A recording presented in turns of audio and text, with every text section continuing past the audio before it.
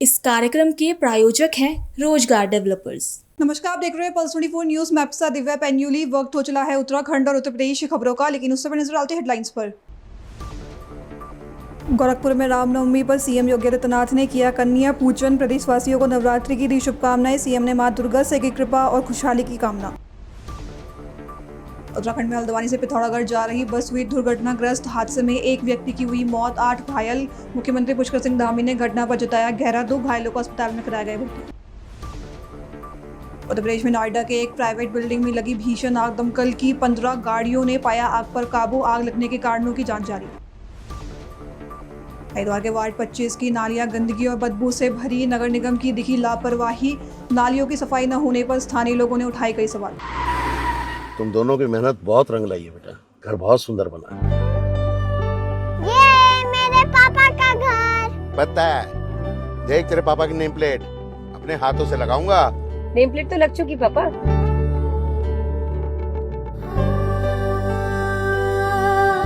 असल मेहनत तो आपने की है पापा, मुझे इस काबिल बनाने के लिए। वो जिंदगी भर किराए के मकान में रहे, लेकिन आज ये घर मेरा नहीं, ये है मेरे पापा का घर।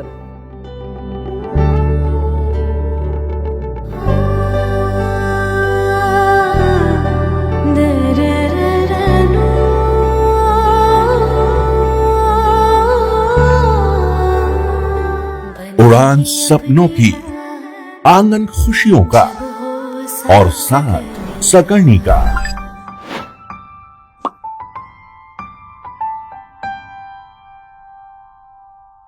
साठ वर्षों से आपके साथ मनोरंजन और संस्कार का संगम, जाह्नवी मैगजीन।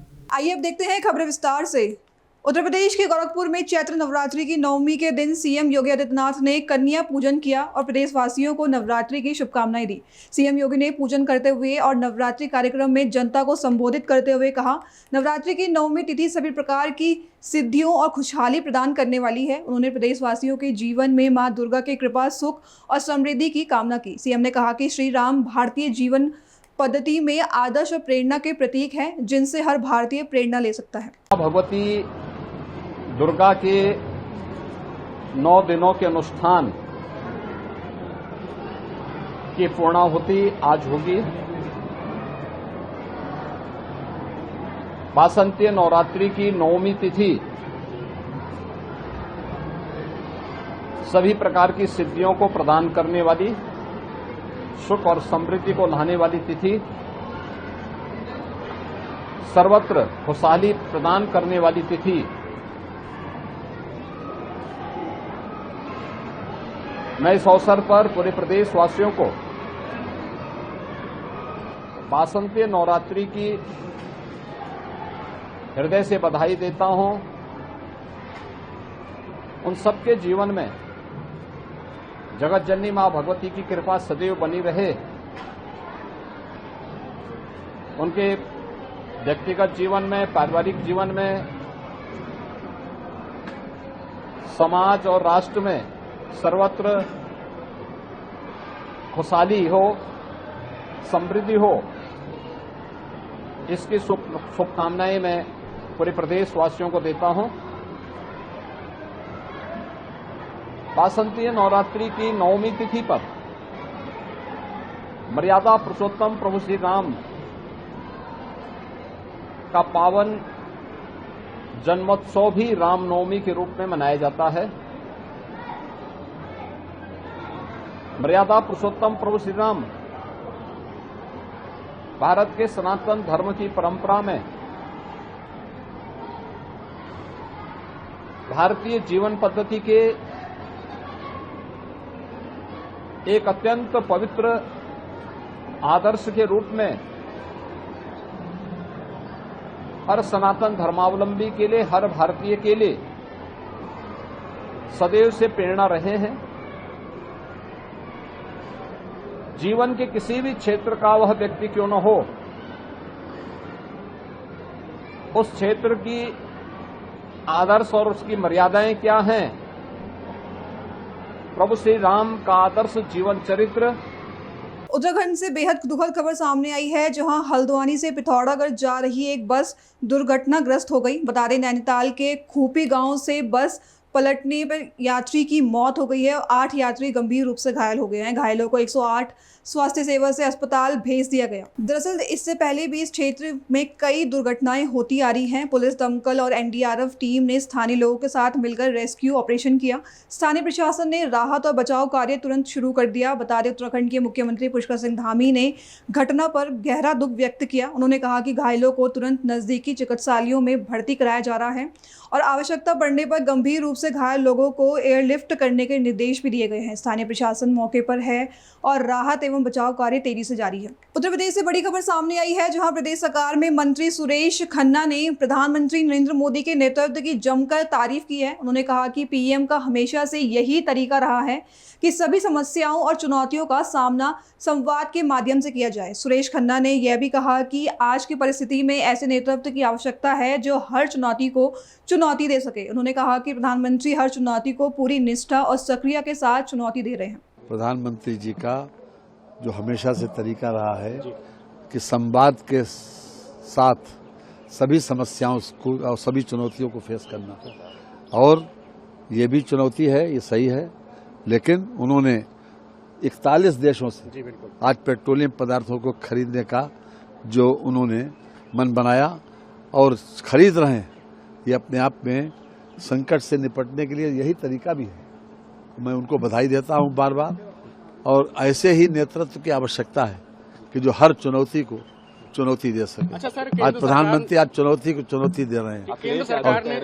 केंद्र सरकार ने एक्साइज ड्यूटी पेट्रोल और डीजल पर 10 रुपए कम किया है, बड़ी राहत है। बहुत बड़ा स्वागत योग्य कदम है कि इस जहां पर पूरे विश्व में हलचल मची हुई, पूरे विश्व में हलचल मची हुई, और ऐसी परिस्थिति में प्रधानमंत्री जी ने 10 रुपए डीजल पर और 10 रुपए पेट्रोल पर एक्साइज ड्यूटी कम करके पूरे देश के समक्ष एक उदाहरण प्रस्तुत किया। खबर उत्तर प्रदेश के लखनऊ से है, जहां एलपीजी की कमी और उसके कारण हुई परेशानियों को लेकर सपा नेता आशुतोष वर्मा ने सरकार पर सवाल उठाए। उन्होंने कहा कि जनता को 60 दिन की बजाय 100 दिन तक गैस उपलब्ध होनी चाहिए। नेता ने कहा कि भारत के 140 करोड़ लोग दिन भर काम करते हैं और टैक्स देते हैं, लाइन में खड़े होने के लिए नहीं। उन्होंने पीएम मोदी से सवाल किया कि 28 फरवरी से चल रही युद्ध की स्थिति में संकट आने की तैयारी क्यों नहीं की गई। मैं कहता हूं 60 दिन नहीं 600 दिन का भी उपलब्ध होना चाहिए। और क्यों? भारत के 140 करोड़ के लोग दिन भर अपना काम करते हैं, टैक्स देते हैं, वो इस दिन लाइन में खड़े होने के लिए नहीं देते हैं। भारत सरकार को और प्रधानमंत्री को सोचना चाहिए था कि जिस दिन 28 फरवरी को ये लड़ाई शुरू हुई, उस पूरी लड़ाई का लब्बो लवाब ये था कि एक ऊर्जा संकट देश में आएगा। आपकी क्या तैयारी थी? और भारत सरकार को और प्रधानमंत्री को 24 दिन लग गए इस बात में स्पष्टीकरण देने के लिए कि हमारे पास कोई संकट नहीं है। उन 24 दिनों के अंदर एलपीजी की लाइनें लगना, पेट्रोल डीजल की लाइनें लगना, ये कहाँ तक न्यायोचित है?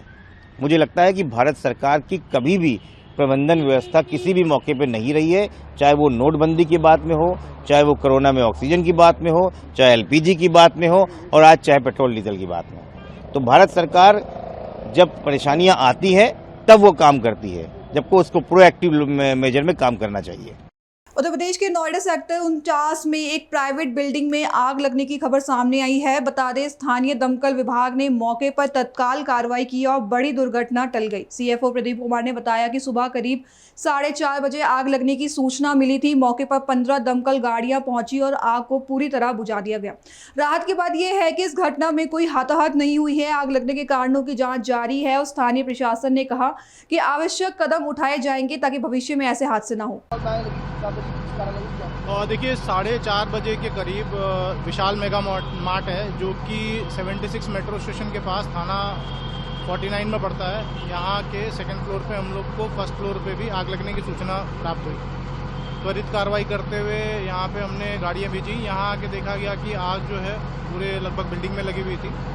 करीब 15 गाड़ियाँ फिर रवाना की गई है और यहाँ पे आके हमने हमारे कर्मचारियों ने अंदर घुस के यहाँ पे आग को बुझा लिया है। मौके पे पुलिस प्रशासन के आलाधिकारी भी, पुलिस के आलाधिकारी भी मौके पे मौजूद हैं। और इसमें अच्छी बात यह है कि कोई भी फंसा हुआ नहीं है, कोई भी इंजरी नहीं है, कोई भी जनहानि नहीं है। देखिए, अभी आग के कारणों का पता किया जा रहा है और जैसे ही लगेगा सूचित किया जाएगा। खबर हरिद्वार से है, जहां वार्ड नंबर 25 में नगर निगम की सफाई व्यवस्था फेल साबित हो रही है। महीनों से नालियों की सफाई नहीं की गई है, जिससे गंदगी जमा हो गई है और बदबू से लोगों का जीवन प्रभावित हो रहा है। स्थानीय लोगों का आरोप है कि शिकायतों के बावजूद निगम ने कोई ठोस कदम नहीं उठाया। गंदगी साफ करने के बजाय कई जगह नालियों के ऊपर से ढक दिया गया है, जिससे जल निकासी पूरी तरह बाधित हो गई है। नतीजा ये है कि सड़कों पर गंदा पानी जमा हो गया है और मच्छरों का प्रकोप बढ़ गया है। 25 की मेंबर हूँ मैं, साक्षी गुप्ता मेरा नाम है। यहाँ पे जो पार्षद है उनका नाम शुभम मंडोला है। यहाँ पे क्या है भैया, नालियाँ नहीं बन पा रही हैं। नालियों की जब भी बात होती है, शुभम मंडोला जी कहते हैं कि बैंगन में रंग भरने जितना समय नहीं लगता है इसमें। दूसरी चीज़ है कि जो मेरे पड़ोस के हैं, उन्होंने इतने बड़े बड़े चैम्बर्स बना दिए पानी से बचाव के लिए, जिससे कि सारा जो पानी है, ये जो इलेक्ट्रिसिटी बॉक्स है इसमें भरता है, जिसकी वजह से करंट हमारे घर में आता है। और इस चीज़ के लिए जब मैंने यहाँ के पार्षद जी को कंप्लेन की तो उन्होंने फ़ोन नहीं उठाए पहले, और दूसरी चीज़ जब फ़ोन उठाया तो उन्होंने बोला कि मैं जेसीबी भेजूँगा। जेसीबी वाले से जब फ़ोन पे बात हुई, मैं नहाने गई हुई थी, तो ये काम जो था वो पार्षद जी का था, जो कि उन्होंने उसको पता बताने का कष्ट नहीं किया। दूसरी चीज़, जब मैंने जेसीबी वाले को फ़ोन किया तो काम पार्षद जी का है, नाम वो मेरा लेने के लिए कह रहा था, जिसकी वजह से वो मेरे सर पे चढ़ती। मैंने उन्हें पहले बोला था आपका ये गवर्नमेंट काम है, आप अपने बेसिस पे कराइएगा इसको। इस चीज़ के लिए उन्होंने क्लियरली मुझे मना कर दिया। कल मैंने उन्हें 85 कॉल किए, उनके रूम पे भी गई जहाँ पे उनका ऑफिस है, वहाँ पे वो मुझे नहीं मिले। वहाँ पे जो 2 मेंबर्स थे, उन्होंने मुझे बहुत ज्ञान देने की कोशिश की कि संदेश नगर में कोई ऑब्जेक्शन नहीं उठाता, ये है वो है, सब बताया, लेकिन उन्होंने मुझे इस समस्या का समाधान अभी तक नहीं दिया। उस पर मैंने फिर सीएम पोर्टल पे भी कंप्लेंट की है, HRDA पे भी कंप्लेंट की है। मैं वहाँ का वेट कर रही हूँ कि मेरे को कोई ना कोई सल्यूशन मिल जाए वहाँ से। और साथ ही साथ पार्षद जी जब से इलेक्शंस हुए हैं, आज तक वो कॉलोनी के अंदर नहीं आए हैं कि लोगों की समस्याएं क्या है, उन्हें बता दी जाती है तो तब भी उसका निवारण वो नहीं देते। क्या आपको करंट भी लगा है? करंट भी आया है। करंट आया है? क्या लगा है आपको करंट? पापा को हल्का सा टच हुआ था, गेट पे करंट आया था। जब तक पानी भरा हुआ था हम लोग घर के अंदर बंद थे। और ये पानी बनने की समस्या कितने सालों से हो रही है? जब से नाली नहीं है, मेरे अकॉर्डिंग 4-5 साल हो चुके हैं। पहला इलेक्शन था, उस समय भी हुआ था कि इलेक्शन जीत जाऊंगा जब नमस्कार, आपका नाम क्या है? मेरा नाम रजनीश है। हाँ। कौन सा वार्ड है ये? 25 वार्ड है। पार्षद कौन है आपके यहाँ पे? शुभम मंडोला।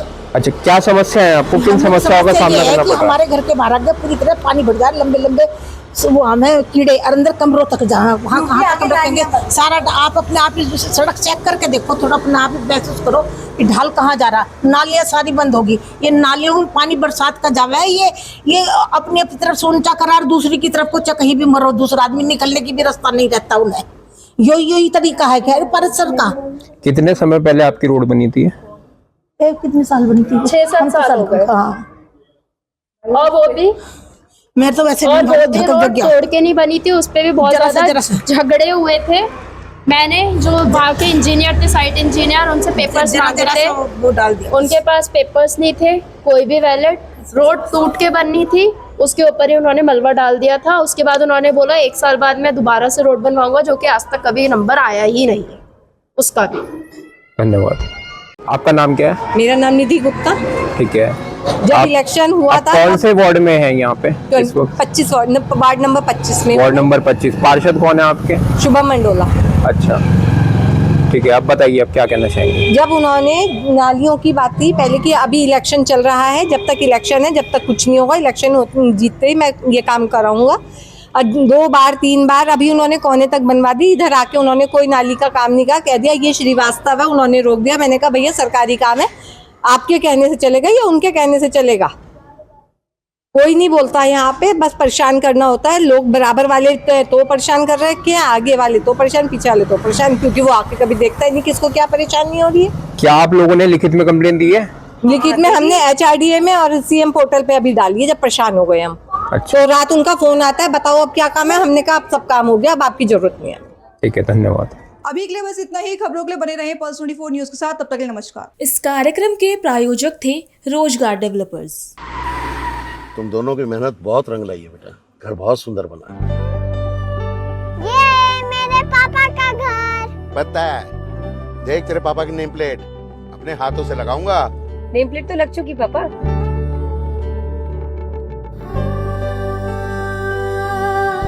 असल मेहनत तो आपने की है पापा, मुझे इस काबिल बनाने के लिए। वो जिंदगी भर किराए के मकान में रहे, लेकिन आज ये घर मेरा नहीं, ये है मेरे पापा का घर।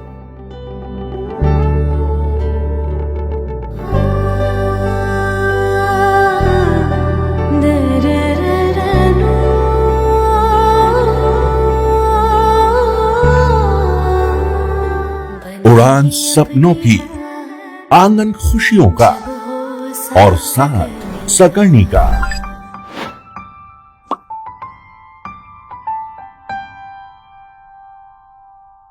60 वर्षों से आपके साथ मनोरंजन और संस्कार का संगम, जाह्नवी मैगजीन।